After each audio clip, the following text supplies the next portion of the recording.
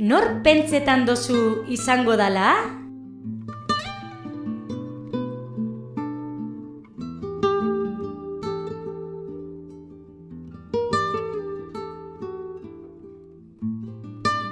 Bai, ni Ibon Etxebarria naiz, Gatikan azken 33 urteetan albaitara bezala lan egiten dut.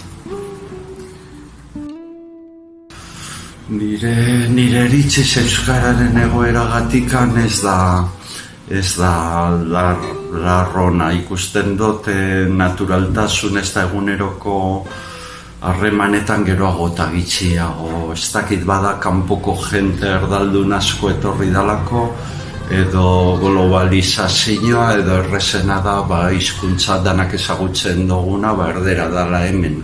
Ez dakit bada horregaitik, baina uste dut atzerantza zerbait emon dabela.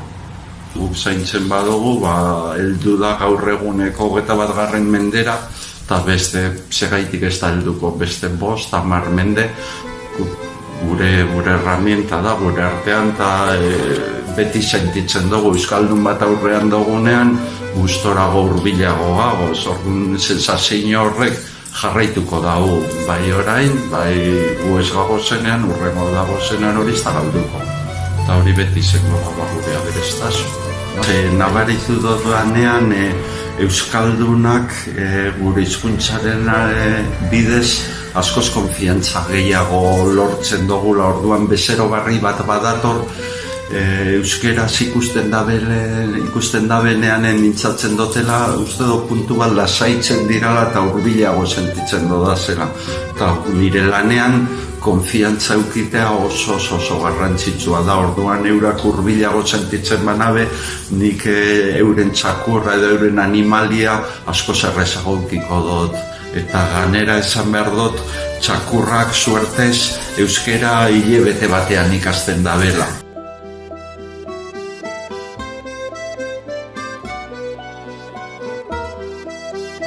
Ni ahobizi izan naiz, eguneroko nire lanean eta beti naiz ahobizi. Orain eskatu nauzue izeteko 10 edo 15 egunetan, jarraituko dut izeteko.